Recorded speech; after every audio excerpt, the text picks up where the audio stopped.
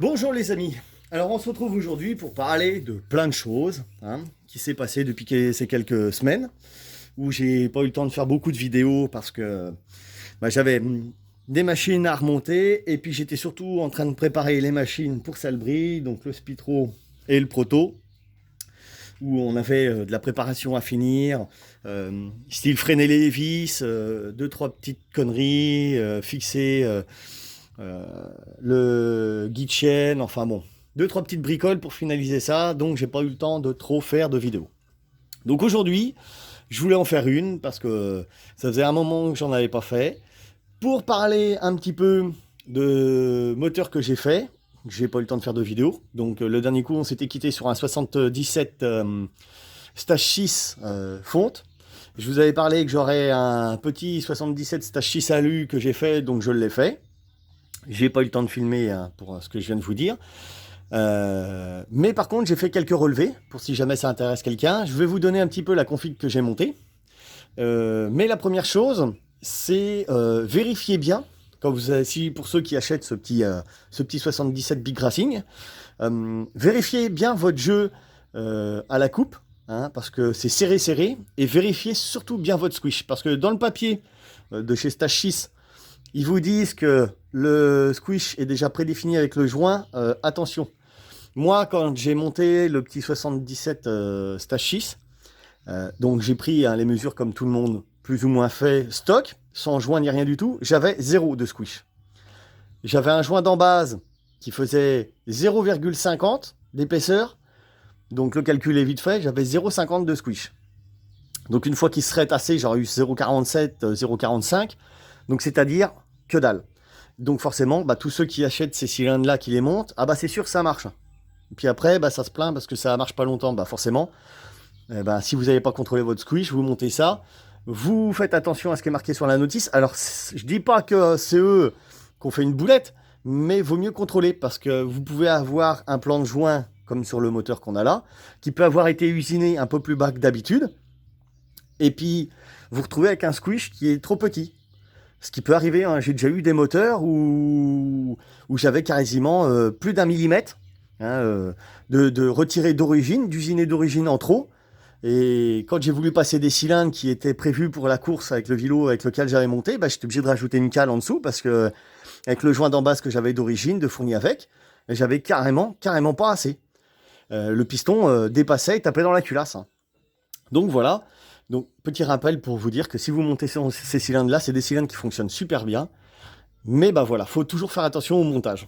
Donc, dessus, pour détailler la petite config qui a fait de monter dessus, donc je lui ai laissé le petit allumage d'origine. J'ai mis une petite avance puisque sur les derbies, donc j'ai oublié de préciser, oui, c'était un montage sur une derby.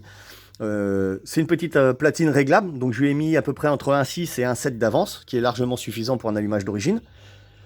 Petit carbu de 28. Gicleur de 140, boîte à clapet VL17 et échappement KRM.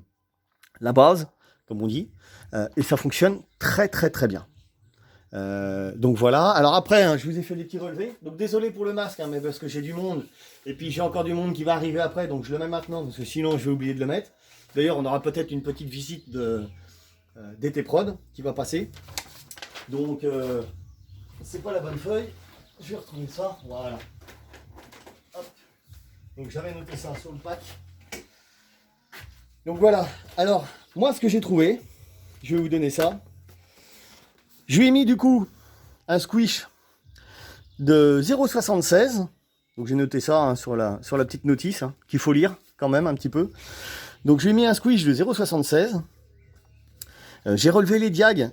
Donc échappement, on a 195, 131 au port A et 130 au port B.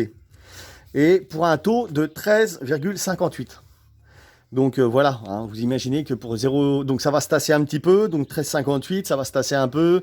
Je vais me retrouver avec un squish de 0,70, on va peut-être monter à 14,15, 14,20 quoi. Donc ce qui est largement suffisant pour rouler avec du Holday. Mais bon, imaginez que si j'avais pas regardé ça, 0,50, 0,45, ça se trouve ça aurait peut-être touché. Et puis on aurait peut-être 15,80 ou 15 d'auto, ou peut-être plus, je ne sais pas. J'ai pas été jusque là, mais bon voilà, après c'est normal que ça casse, si jamais le piston il dit bonjour à la culasse. Donc voilà ce qui peut arriver. Donc voilà pour le montage du 77 Big Racing Alu que j'ai monté.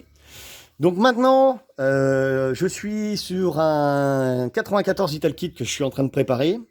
Donc il y aura une petite vidéo aussi qui continuera sur celui-là, parce que celui-là je vais le préparer, le monter sur une HM que j'avais repeint le dernier coup. J'aurai une petite vidéo à refaire sur un 77 si ça vous intéresse, mais bon, c'est seulement si ça vous intéresse. Sur un 77 Stage 6 encore fonte, avec échappement Stage 6, tout ça. Et j'aurai un 100 fast qui malheureusement est serré, qui a été monté n'importe comment, à refaire, que je repasserai aussi en 94 Italkit. Donc voilà, un petit peu pour dire ce qui se passera. Donc voilà. Donc celui-là, donc je l'ai passé en Vilo Stage 6, course 45, bielle de 90. Donc ça sera un 94 Italkit qui sera monté dessus. Hein, donc avec un échappement 90-100 Stage 6, carbut 34, boîte à clapet VL18, pipe BRK orientable, et puis allumage MVT avec EPROM, comme j'ai monté sur le Spitro, un EPROM MVT. Donc dessus, il y a embrayage Stage 6. Donc petit cylindre, donc 94 Italkit qu'on n'a pas encore reçu, qui sera monté forcément sur cale, puisque je passe d'une bielle de 85 à une bielle de 90. Donc voilà, j'avais envie de faire ce montage-là pour voir comment ça allait fonctionner un petit peu. Et puis pour passer une cylindrée au-dessus, puisque forcément en le passant en course 45, on obtient une cylindrée de 95, je crois 32 ou 28, je ne sais plus, il faudrait que je refasse le calcul, mais on passe à un peu plus de 95 cc. Donc là, on a vraiment un 95 cc, pas comme le Two-Win où ils arrondissent au-dessus. Alors que le Two-Win, c'est exactement la même base, hein, c'est exactement le même cylindre, il n'y a que la culasse qui change. Donc voilà, là, on aura vraiment un vrai 95. Et puis voilà, pour voir un petit peu ce que ça donne. Donc, c'est un très très bon vilo, hein, une bonne bielle, bien costaud. Donc après, maintenant, à voir dans le temps ce que ça va donner, hein, puisque c'est un nouveau vilo qui vient de sortir. Donc, bah voilà, je vous donnerai un petit peu, comme le gars habite pas très très loin, je vous donnerai de temps en temps des nouvelles et puis je vous dirai comment ça marche un petit peu. Donc voilà, donc après, hein, pour la petite préparation basique, hein, toute simple, je vais vous montrer ça, c'est pas grave, je le recacherai après. Mais comme je fais d'habitude. Hein. Donc voilà, je vais vous montrer ça, comme je fais d'habitude. Hein, les petits carters propres. Voilà. Donc voilà, hein, c'est vraiment de la bonne bielle bien costaud. Hein, comparé à mon pouce, la tête de bielle, vous voyez.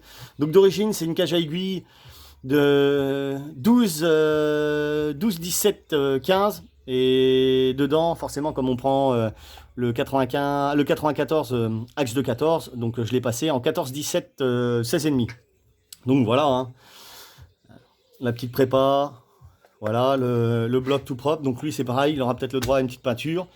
Donc là, je vais commander ce qui reste. Hein. Donc comme j'avais dit, l'allumage MPT, l'échappement. On attend malheureusement le 94 Italkit qui n'est malheureusement pas encore en stock. Donc voilà, donc avec les autres petites pièces qui restent à monter. Oui, le petit filtre à air Polini, et puis voilà. Donc voilà pour ça. Bah après, voilà où ça en est un petit peu. Voilà le Spitro. Et puis bah, le proto qui est derrière.